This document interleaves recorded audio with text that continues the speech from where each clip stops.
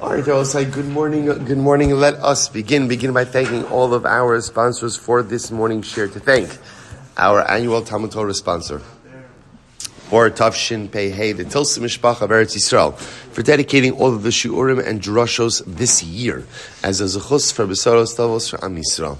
Our Talmud Torah sponsors for the month of Kislev, Abba Leinu Latova, Josh and Becca Friedman, in commemoration of the Yahrzeit of Josh's father, Yisroel Yehuda, HaRav Chaim Rephael, and for the zechus of the safe return of our hostages and the security of all of our soldiers.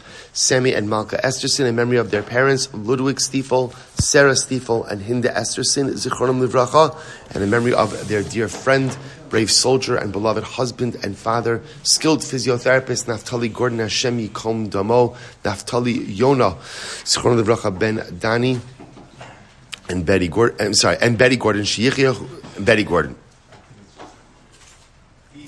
Beaty is who? Mother. Okay, Beaty. I got it. Good. Semi, I need to get also the Hebrew names of all the parents. I don't have it in the... Okay. And who was killed by sniper fire while in his tank in Gaza on Erev Chanuka on the 24th of Kislev, 5784. We hope that in the merit of our Talmud Torah, his neshama will have an aliyah. All of the neshamas will have an aliyah. The families, a nechama. And of course, in our Daf Yomi sponsor for today, Yehudah Buchwalter, in the zechus of welcoming back Tzidkas HaTzadik, Shkoyach again, and Baruch Gold, formerly of Baltimore, now currently of Lakewood, New Jersey, in honor of his 62nd birthday.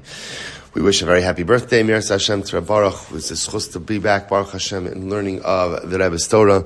We hope that all of the neshamas have an aliyah, the families, Zeinacham, and indeed the Chash Baruch, who brings home all of our hostages and allows our holy soldiers to be successful. B'chol Maaseh Yedehem.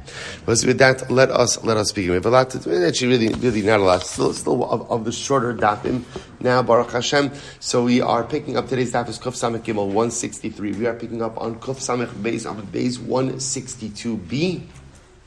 Last line. So one of the things that we established in yesterday's daf, and this is very important because this is going to be a little bit of a guiding light. Let's just have to say something very beautiful. So here with us on Zoom is Moshe David Artman, who I see over here. The Artman's Baruch Hashem was zocheh to have a baby last Shabbos. The little baby, Meretz Hashem Tinok Ben Chana is Baruch Hashem taking his time integrating into this world. He's currently in the NICU, but Baruch Hashem making beautiful progress. Moshe David is in the NICU right now, learning Daf Yomi with his son. I said these things, number one, because they're inspirational. Number two, because whatever excuse you think you have, right? Moshe David now officially deflated, took the wind out of the sails of any excuse that you could possibly come up with. And I want to say, but just understand what it means to be a Yid. What it means to be a Yid is that what happens when your baby's in the NICU? What happens? You bring your Gemara to the NICU. That's it. Who could imagine the zechus that this little baby has, that he has a father who's there? Moshe David, you should take off the headphones. Let the baby hear what's going on over here. It's probably a public space. I realized afterwards. Okay. But incredible. Meretz Hashem, we give the Armins a bracha that their baby should have just a complete and enduring refuah, which Meretz Hashem he will have. B'shah tova u'metzlachas, he should enter into Brisov Sha'avim Avinu Bizmano. Parents should be zocheh l'gal Torah l'chuppah l'maisim tovim, and halavai he should be zocheh Meretz Hashem to learn the daf with his sons as well. In Meretz Hashem b'shalom and b'karav. All right, I will say, incredible. All right, the Gemara says as follows. Last line of Kuf Samech Beis Amud Beis. Ibailu. Gemara's question. So remember again, in yesterday's daf, we outlined a very important concept, which is Ein Lameid Davar Mishita Achrona. We do not go ahead and learn anything from the last line of a document, which means we leave that line blank. Now the truth is, as we saw, we don't leave it blank. What do we do with it? We go ahead and we do a summary. So the idea over here is, that was what we also saw. So therefore, if you have now remember, we use it as a summary, but if you didn't use it as a summary and it's blank, what's halacha? Shtar is kasher. It's fine. At what point does blank space end up going ahead and creating a psul? 2 lines. right? When you have two lines, which now makes sense because it's not really two lines; it's really one line, right? It's the line above the bottom empty line that creates problems. So now the Gemara asks an interesting question. The two lines that we spoke about, the two lines that create an invalidation of the shtar. Top of Kuf Samech Gimel. Hein va'aviran, o dilma hein v'lo aviran. So I'll say this is interesting. When we speak about two lines, we'll literally translate, is it two lines, aviran means airspace. Is there two lines including the space between lines, or just two lines without the space between lines? Now take a look at the top Rashbam on 163a, Kuf Samech Gimel and Dalat. Hein va'aviran, shir ksivas hashitin, va'avir chalak bein sayim nifsal, aval pachos mikan eno nifsal. So we'll say, now listen to this. Remember, when you have two lines of text, right? Two lines of text. So two lines of text are not just two lines, one on top of the other. By definition, when you are writing a shtar, at least the way shtars are written, there was always a space in between lines, right? Now we're going to talk about this. Why is that? Why do you need a space between lines? Because remember, in Hebrew you have sophist letters, right? And lamids, right? So sophist letters and lamids, so sophist letters, remember again, extend downwards, and a lamid extends upwards. So therefore, by definition, whenever you were going ahead and writing something, you never had two lines crunched together. You always had two lines and some amount of space in between the lines. Whether or not it's an actual skipped line in the middle, we'll talk about, but the point is there's space. So the Gemara is an interesting kasha. When we say that two lines of empty space invalidates in a shtar, what's the shear, right? We need a shear. Everything in halacha is shiurim. I need a shear. How much is two lines? Is it just literally what would be two lines of text without any, we'll call it, I'm just going to use the word airspace. What's the word? Not airspace, is, I would say blank space, but it's all blank space. In between the line space, right? Is it just two lines without in between the line space or with in between the line space? Good, that's the shayla. So Rav Nachman says it makes sense to say that it must be two lines plus the necessary airspace. Plus the necessary airspace in between the lines. Because we'll say if we just think that it's just the lines themselves without the in-between airspace, so the Gemara says, then shita achas b'lo avira l'may chazia. Then I will say one line by itself, right? So even talking about leaving one line blank, that we don't know anything from the bottom line, leaving one line blank without airspace, what good is one line without space before it and after it? And I was supposed to say, a line without the space before it and after it is meaningless. You can't do anything with that line of text. So in the same way that we say, Ein lamid in Mishita Achrona, we learn nothing from the last line of the text, and therefore, again, we leave it blank. So the only way that works, the only way that's meaningful is if you're leaving space, bepashtos, before and after the line. That's what we think. We'll challenge that in just a moment.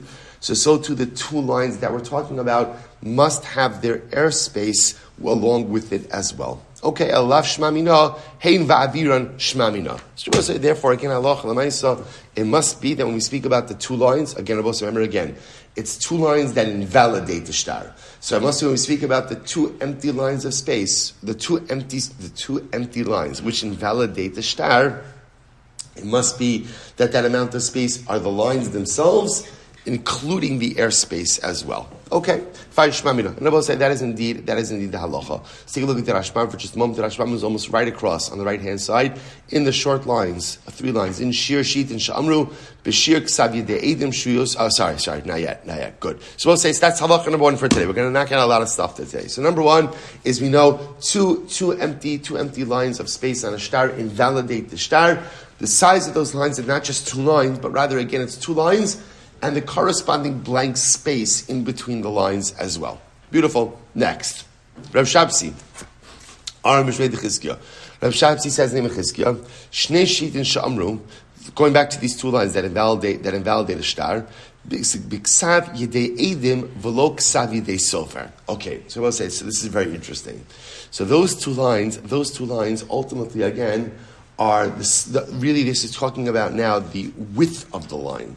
The width of the line is large enough to accommodate handwriting of regular people. He calls it handwriting of witnesses, and not handwriting of a sofer. Now, what does this mean? So, if you notice, by the way, right, sofrim. I tell you where I learned this firsthand, the first time. So I was asked to be a witness on a get. So, right, when you go ahead and you sign on a get, you sign like in Ksav Ashuras, right? You sign like the way things are written in a Sefer Torah. So what's interesting is so it sounds like, okay, not a big deal, right? You could just go ahead and just sign ours. Okay, somebody has to model it for you. You could copy it. The hardest part is writing the letters as small as a sofer writes the letters. It's not replicating the script or the print, right? It's the size of it. So what's interesting is as follows. So the assumption is sofrim, right? And a sofer is drafting a document, writes in a much smaller font than a regular person. Or you'll sign it sometimes when people are signing a ksuva. Now, granted, it's two different scripts we used, right, for what the ksuva is written in, and ultimately how the Eidim sign.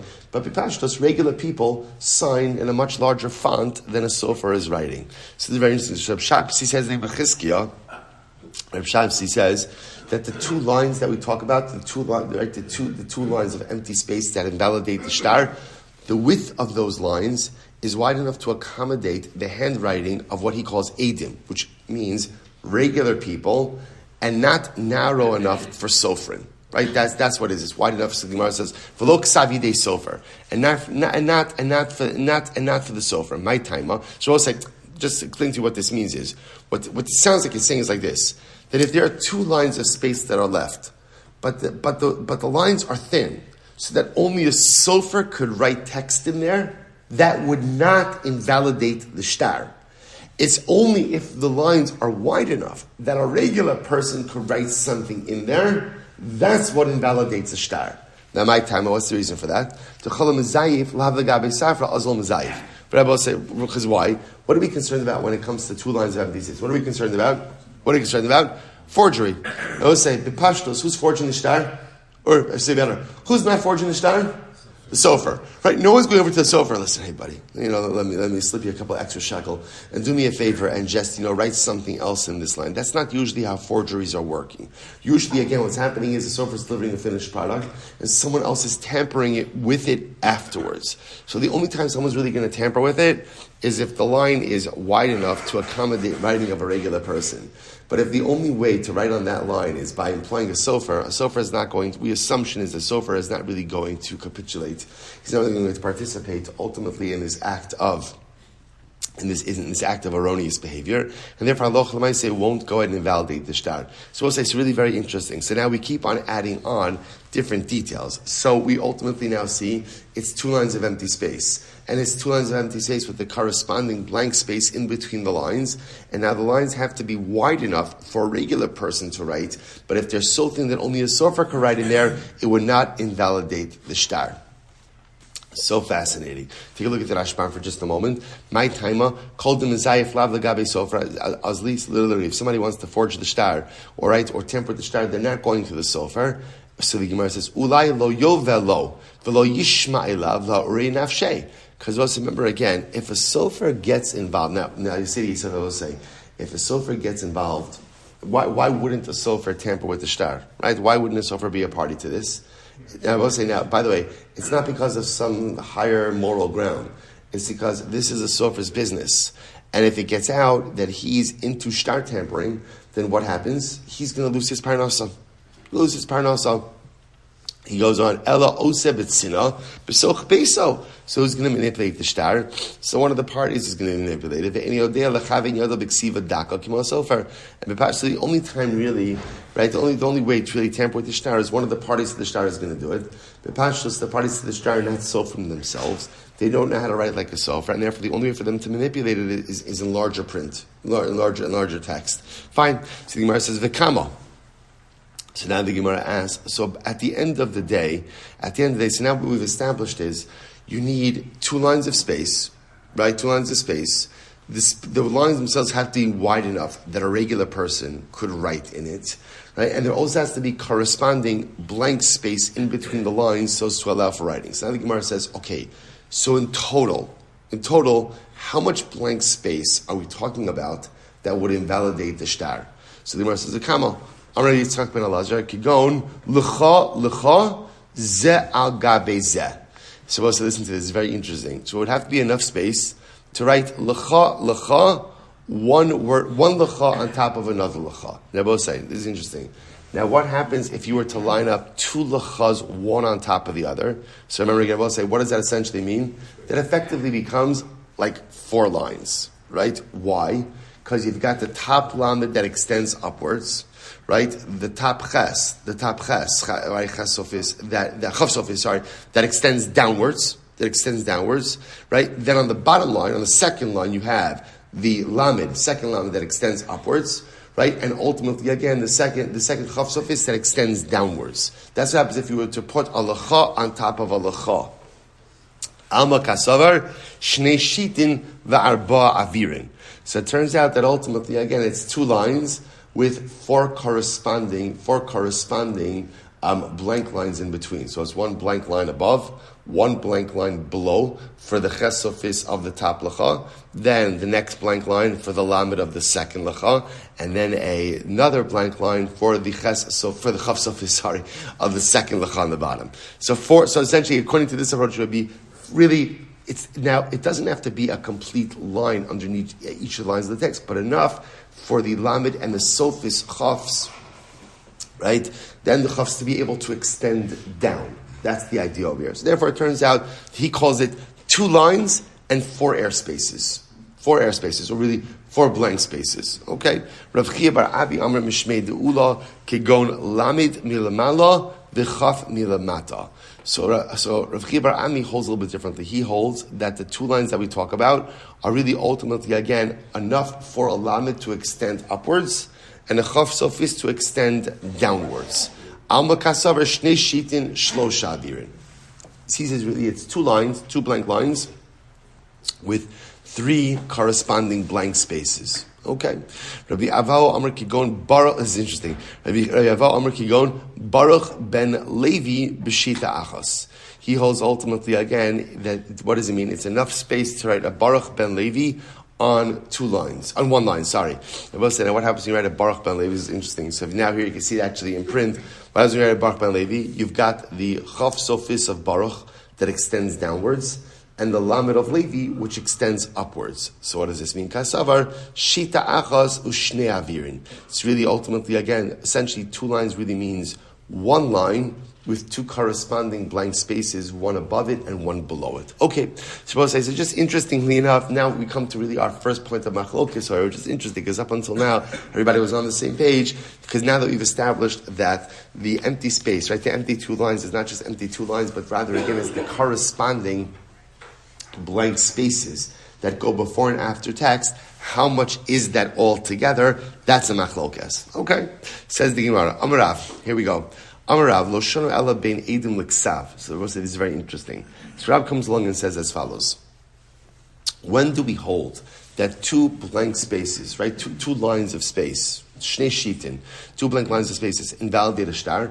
That's only when the blank space is between the edim and the ksav. So you have the text of the document, and then the witnesses sign after the text of the document. Right? So now the problem is if I leave blank space in between the end of the text and the signatures of the witnesses, what could happen? Someone could fill in additional information over there. Take a look at the Rashban for just a moment. The Rashban says, Amrav lo shanu, shnei shit in the pasu ela imkein herchik beina edim l'shtar. Actually, let's actually go back to the Gemara. So shana ela bein edim l'ksav. Aval bein edim la'asharta afilu tu benami kasha. Listen to this. But I will say, let's say I have an asharta. Now, what's an asharta? Asharta, also known as a handpick, a certification, which means this document was certified and upheld in Beis Din. Okay, Beis Din authenticated it. So I will say, so now listen to this. Rav says, when is there a problem of blank space? Only between the text and the signatures of the witnesses. But if you have blank space between the signatures of the witnesses and the certification, that's not a problem. That's not a problem. That doesn't bother us. That's kosher. So Gemara says, 1 second. Ma'ishna bein edim l'ksav dilma mizayif. The cost of my deboy v'chasim misadi. So let's go back. Let's analyze this. Why is there a problem of leaving blank space between the end of the text and the signatures of the witnesses? So that's obvious. What are we concerned about? Someone's going to write an additional text over there, and the problem is you have the signatures of the witnesses right there. So the problem just is it's going to look like the witnesses are attesting to the authenticity of whatever it is that you add in. 1 second. If there's blank space between the signatures of the witnesses and the certification, right? The asharta, the handpick, the authentication, there's also a problem. You could also doctor this document. How? Watch this. So the Gemara says, "V'kasamai debai." So what can you do? I'll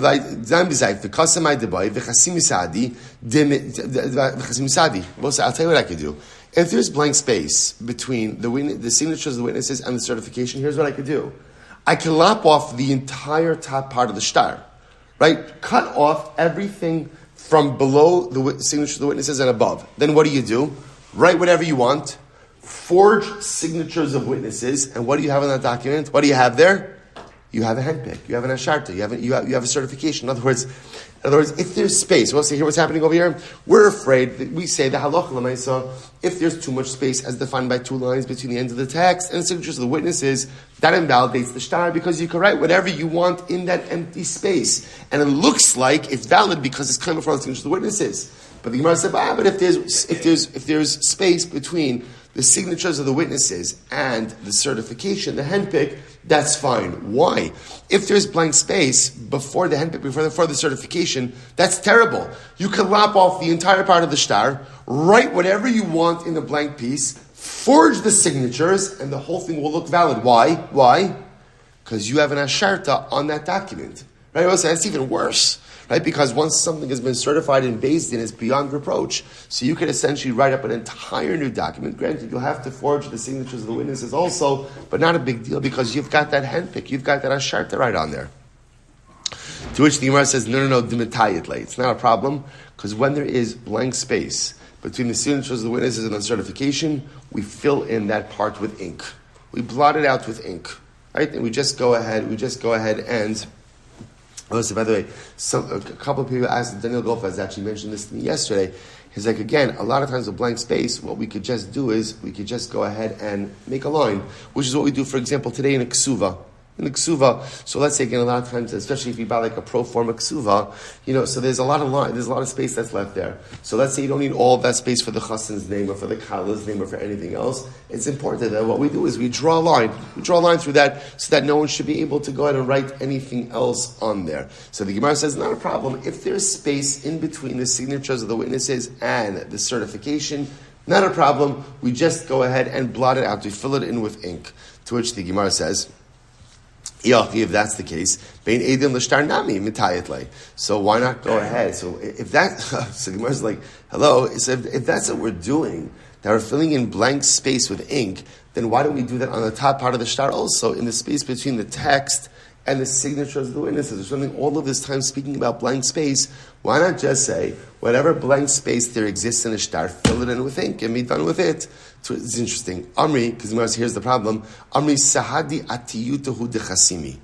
All right, so this is interesting, because what are we concerned about? We're concerned that people will say, what are the witnesses attesting to? What are they signing on? They're signing on the ink patch.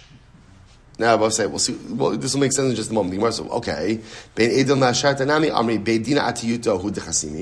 that's the case, when you fill in the blank space with ink, before the right between the witnesses' signatures and the certification, why don't we say that Beis Din is certifying the ink patch as well? To which the Gemara says, Beidina atiyut lo chasimi.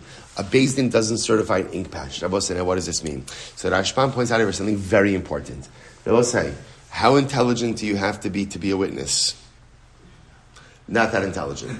In other words, you don't. In other words, that halacha l'maisa, being an aid, it's interesting. What it requires is credibility, not intelligence, right? So in other words, what you have to do is you have to have a cheskes kashrus, right? So you have to be an upstanding individual. It does not require that you are intelligent.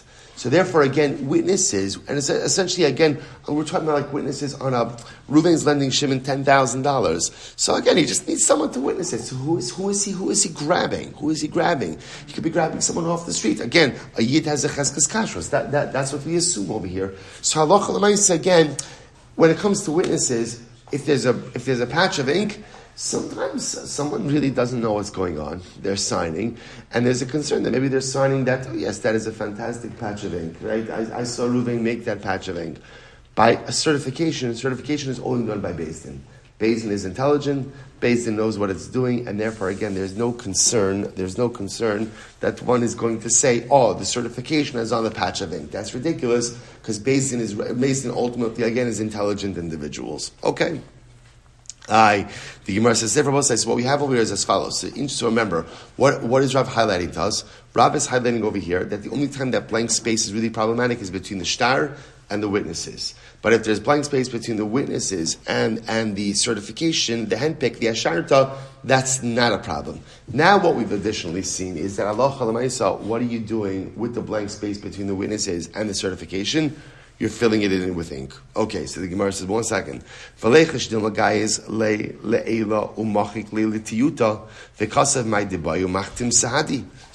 Gemara says, 1 second. This is incredible.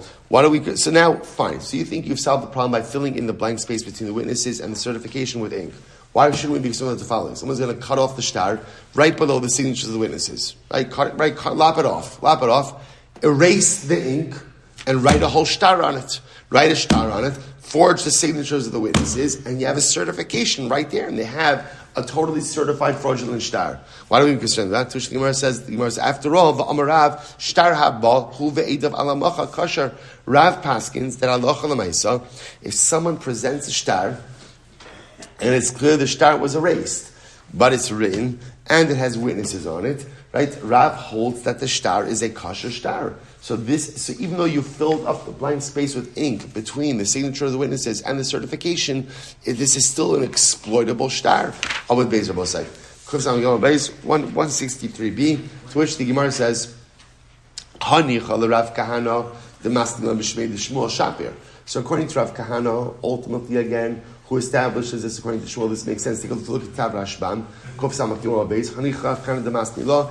Laha duhu ve'idav ala mochak mishmei de Shmuel ika lemeimar de l'Rav have a pasal atik shel Rav. So I say, interestingly enough, there's a machlokas of attribution, right? This statement that if you go ahead and you write a shtar on an erased parchment with witnesses, that it works. So again, interestingly enough, so Rav Kahana attributes it not to Rav, but to Shmuel.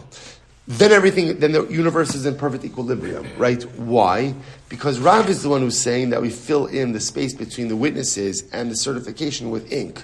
And therefore, why? Because Rav would hold that a document written on erased parchment is not good. Shmuel says it is good. However, El Rav Yumi, the Masna Mishmei de Rav, Ma'ika Lameimar.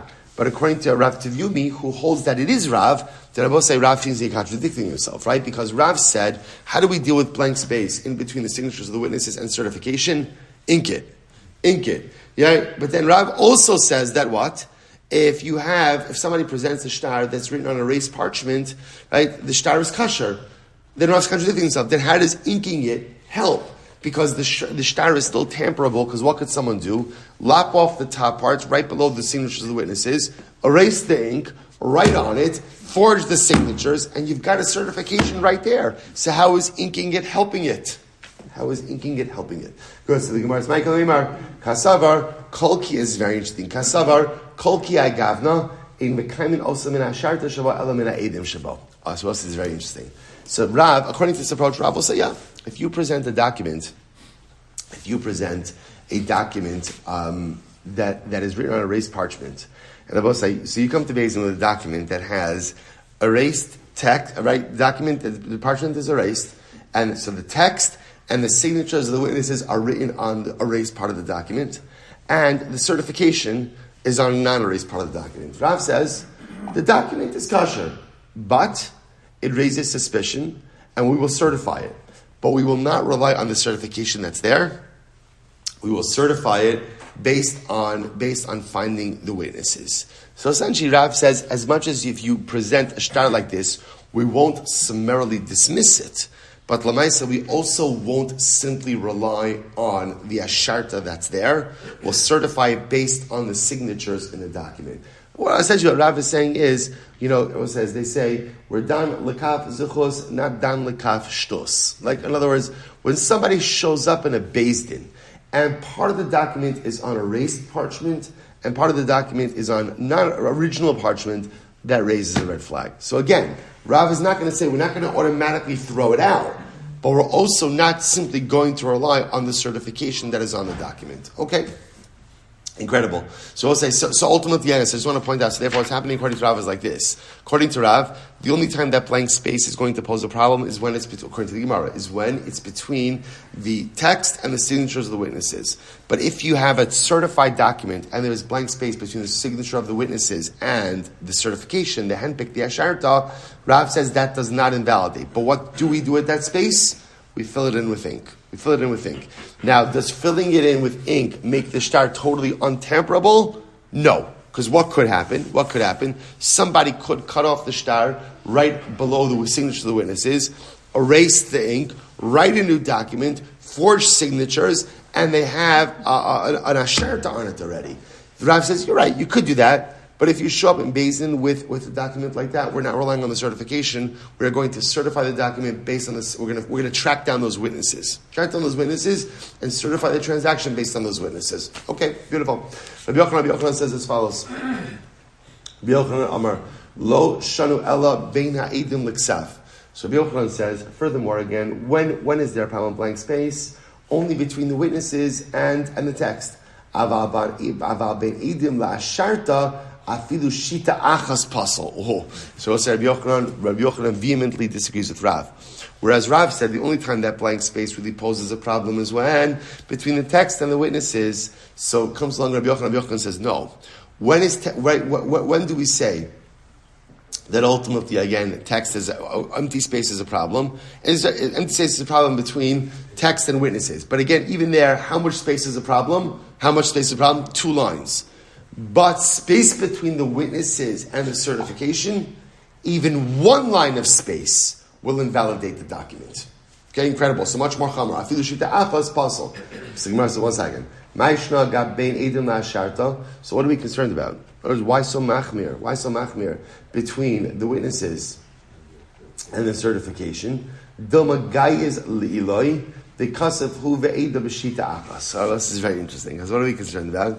We're concerned that maybe what's going to happen, somebody's going to lop off the top part of the shtar, and what? Write an entire document, hu ve'eda b'shita achas. Write a document and sign the witnesses all on 1 line. Right? So essentially, imagine for a moment you have 1 line of empty space between the signature of the witnesses and the certification. Somebody will lop off the entire part of the top part of the shtar that leaves you with one line, right? And you write the document, very small, obviously, the document, and sign the witnesses all on 1 line. And then right below it, you have the asharta, the certification. So what says, obviously, this is interesting. So according to this opinion of Bosai, he holds that if you write a shtar and sign the witnesses all on 1 line, the shtar is kosher. So that's what he's concerned about. Quite fascinating. So take a look at the Rashbam. Kasav Rabbi Yochanan. It's in the white lines, about 10 lines up from the bottom. Kasav Rabbi Yochanan. Shtar haba lefaninu b'shita achas ve'idim b'shita achas tachta. I'm sorry. No, that's not yet. Sorry. So the Gemara says, Shtar haba hu ve'idim b'shita achas kasher. Ihachi bein edim l'ksav nami dilma gai. So we'll say that's the case. Then 1 second.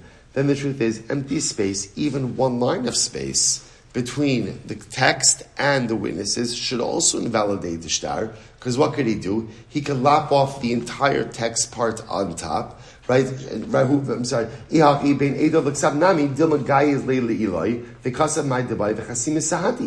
say then the same thing should happen over here, that you should be able to lop off the text and write the entire shtar and sign the witnesses all in 1 line. Kasavar shtar habahu b'shita achas ve'eda b'shita acheres pasal. So I'll say, no. He holds, interestingly, this was fascinating. So apparently he holds like this. if you get everything in one line, the shtar is kosher.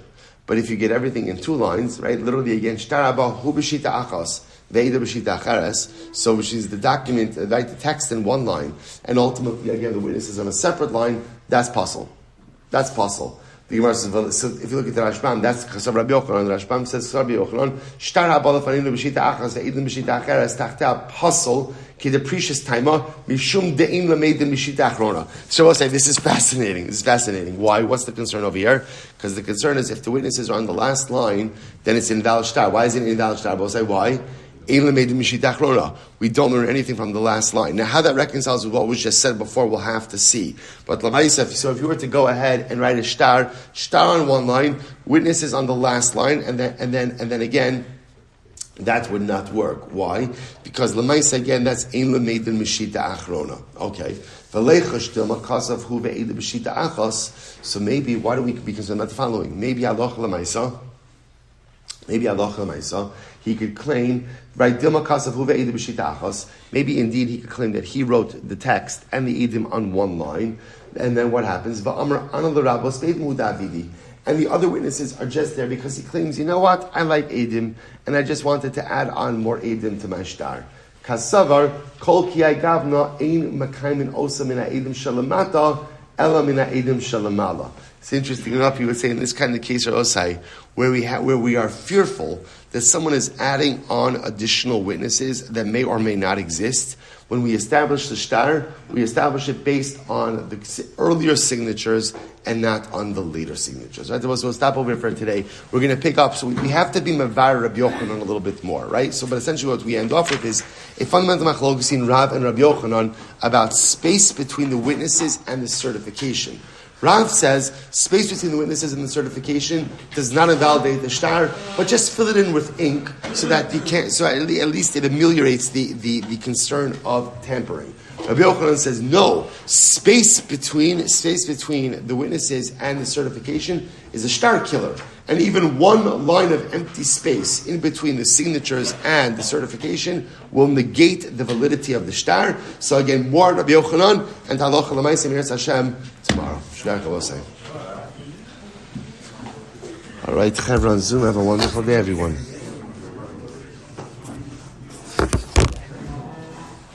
Moshe David, give that baby a hug for us. Kinai Nahara. Beautiful.